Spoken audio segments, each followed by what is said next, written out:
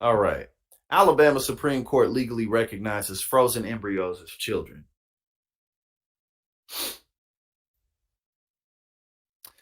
The Alabama Supreme Court has ruled to legally recognize frozen embryos as children. However, doctors and legal experts warn the ruling could have dangerous implications for fertility treatments, such as in vitro fertilization.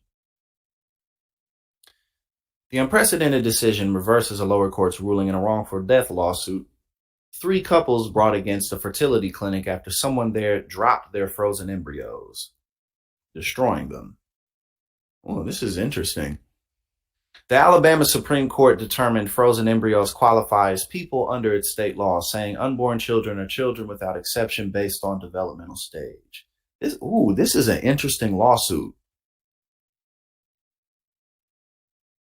And you know what? And again, this is why Roe v. Wade was so important, because of stuff like this. Like, man, the reversal of Roe v. Wade really, really fucked things up. It just did. Just saying, I'm just sitting here thinking to myself just about all these court cases that are just piling up, that are, just could be some random woman who, maybe got assaulted or something. Like, man, that shit is crazy. All right, where were we? The Alabama Supreme Court determined frozen embryos qualify as people under its. Okay, we just read that. Advocates argue the ruling could impact the availability of fertility treatments like in vitro fertilization because of fear from providers of being held liable for disposed non-viable embryos. Quote: we have kind of what is just a brand new landscape for the law, said Jasmine Matlock, an attorney with M&H Legal Services. Oh yes, happy birthday, Mara. Tell your father happy birthday.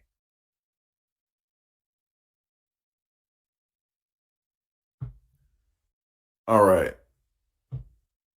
Um, uh, in 2021, more than 238,000 families in the U.S. relied on in vitro fertilization to have a baby. Multiple embryos are often frozen to increase the likelihood that one will successfully implant.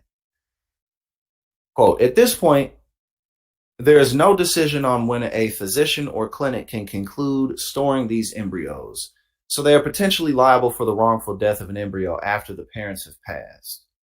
Some doctors also worry the ruling could make in vitro fertilization less accessible by making it more expensive or causing some clinics to close because of legal risks. Why?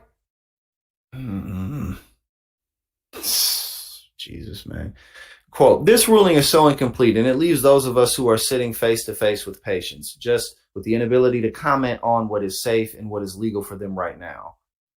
The issue is already being taken up by federal lawmakers. Pennsylvania Congresswoman Susan Wild and Illinois Senator Tammy Duckworth have introduced a bill that would establish fertility treatments as a right for patients and doctors.